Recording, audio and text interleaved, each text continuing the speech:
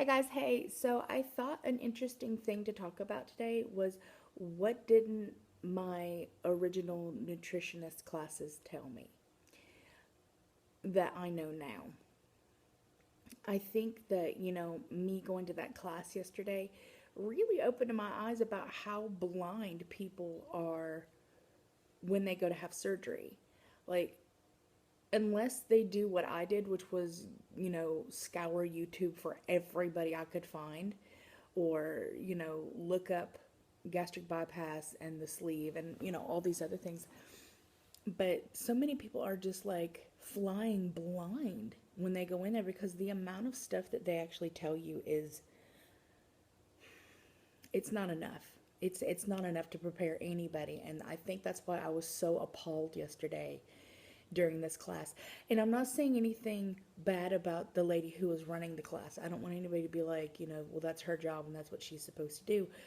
But if you've never gone through the surgery, if you haven't been living the life, then you don't know. You have what's on paper and that's all well and good, but you don't know what it's like.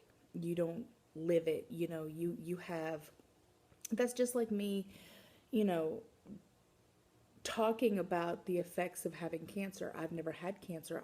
I could tell you what I've read up on. I could tell you the statistics of having cancer, but unless I've gone through chemo, unless I've, had surgeries and, had to go through that loss and that feeling, I can't really delve into it. And I'm not saying, arm wise like cancer. You know what I'm saying. Before somebody's like, I can't believe you. Relax. So, so the things that really got me were, they give you a general why you shouldn't or why you should, but they never go quite into the reason why you shouldn't. Now, I'm going to start with alcohol. They said, it's best not to drink alcohol. Okay, so why? Well, alcohol, it can be a stomach irritant. It can be an intestinal irritant. That is true. Okay, well, that's not enough to deter me. I'm thinking like I think, that's not enough to deter me. Okay, so maybe my stomach doesn't like it. All right, what else? All right, it's empty calories. So, if you're only on an 800 to 1,000 calorie diet and you're drinking, a Smirnoff and that's like your 200 calories, that's, a quarter of your calories for the day. So, okay, so it's, a lot of calories. All right, what else, Nirvana? What else is, alcohol for you? Well, we typically get drunk quicker and we assume we get sober quicker. But in all honesty, what happens is that even though it's going straight into the bloodstream, because for gastric bypass, I'm talking for gastric bypass, I don't have a sleeve. I don't have that. So, before somebody's like, it doesn't work that way, talking about gastric bypass. So, for us, we do get drunk a lot quicker, and then all of a sudden, hey, I don't feel drunk anymore, and it's really quick. It goes on pretty quick and it stops really quick, and then you're like, I can drink more, because if I drink more, I'll get drunk really quick and sober really quick, so I can drink as much as I want. People get poisoned that way. You get alcohol poisoning because you think you can drink more than you can, and it actually stays in your blood system a lot longer than you think it does. So it's not safe for you to drive. And it's not safe to have two or three drinks thinking it's, well, I don't feel the effects. Just because you don't feel them like you did when you were, in college and you were on a bender doesn't mean that your body's not being affected. So typically speaking, you know, and the same with the sleeve. So, you know, just because you get drunk really quick because you have a smaller stomach doesn't mean that you should drink a ridiculous amount. It's always good in moderation. It's always good in moderation. You know, I'm not saying don't ever have a drink. I'm just saying you need to be careful about how much you're drinking and how fast you're drinking and the amount of calories that you're intaking when you're having that drink. So typically for me, I stick to one drink, and I'm usually good. Um, any more than that, and I start feeling kind of blah. And plus, I don't like regular drinks. I like sugary drinks. So sugary drinks typically aggravate me anyway. So I'm usually one and done. So I spent a good amount of time telling you about that. So that was the first thing, that I talked to, that I tried to, embellish on, but, you know, it's not my class. And I didn't want to get like fully into it. So I did tell them, it is empty calories. And I did tell them that, alcohol converts itself into sugar. So, I got that far. But, I really wish I would have told them about, how fast it is to get drunk and how long it stays in your system, because I believe that's important and a lot of people don't understand it. And then, you know, there you go. And we get dehydrated from drinking. Like, that is something that definitely happens, and a lot of people end up in the hospital, and that is with the sleeve, and that is with, the gastric bypass. Your ass ends up in the hospital because you're dehydrated because you're drinking.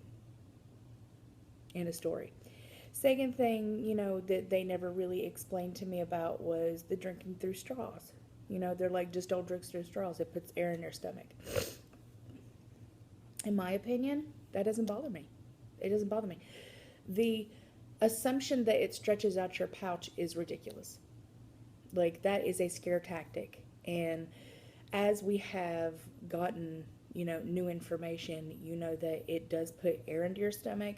So it doesn't give you a lot of room, you know what I'm saying? And it can make you very gassy, but that's about all it does.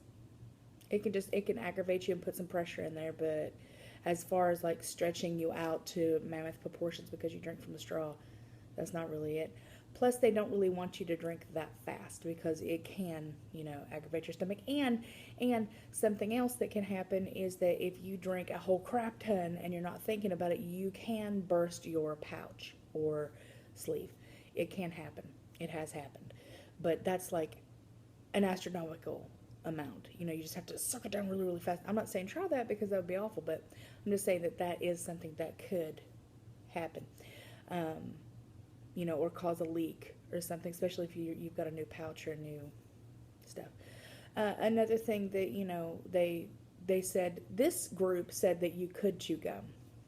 Okay, so what's the, chewing gum is not a bad thing. I do, when I go to the gym, tend to chew some gum, and I'll tell you why. So the reason why they say, some groups say don't chew gum, is because you could potentially swallow it and it could get stuck at the bottom of your pouch. Okay, if you don't know what your pouch looks like, it's got an open hole, okay? It's got an open hole at the top of your esophagus. At the bottom of your pouch is like a sphincter, so it's closed, okay? So it's not an open hole just down into your intestine. It is actually closed, okay? So when food goes in there, your body has a response to open it slowly and then shut it. So it's letting food in and out constantly when, and fluids and stuff when you're drinking. It feels that pressure in there and it opens slowly and then lets go. So, you've got the open hole from your esophagus in there, and then you have the small sphincter, and I'm not being funny, at the very bottom, and I need to stop touching it. It's always dirty with me. I don't know how I'm going to run a group or do anything because they were like, you're so unprofessional. And I'm like, so anyway, what is that? Gum. It could potentially get stuck, it could get stuck to the side of that or inside there and get it irritated, plug it, it would be very hard to get rid of that. So typically swallowing gum is not a good idea, so don't do that. Don't swallow it. Don't. If you think you're going to swallow your gum, don't chew any. Or chew some. I know that there's some gums that you can chew that kind of degrade over time. You've had them in your mouth, you've been chewing them for a while, and you feel how they kind of get stringy, and you usually spit them out by then because they're kind of crappy. There is that. Also, chewing gum helps with fighting like head hunger because you're constantly chewing, oral fixation. But it also keeps you from drinking because you're not only are you not thinking about eating, you're also not thinking about drinking. And if you're newly out of surgery, that's a bad idea.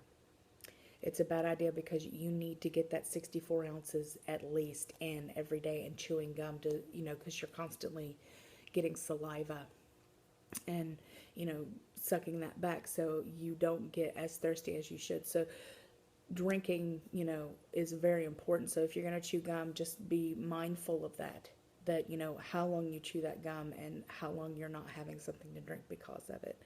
So that's something that I feel that they need to know as well.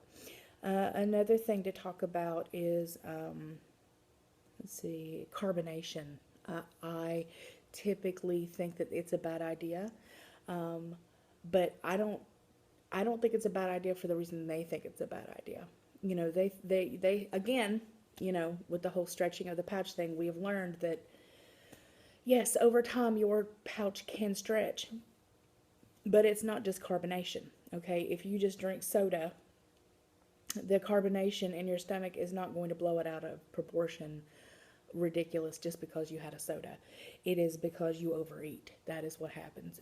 Constant binging and overeating, and that over time. Plus, over time, your pouch does stretch. It does. I'm sorry. That is the damn truth. How do you think you go from a quarter of a cup to a cup? Like, over time, your pouch does stretch. Your sleeve does stretch. It's what it is. So over time, yes, constant eating is going to make it bigger.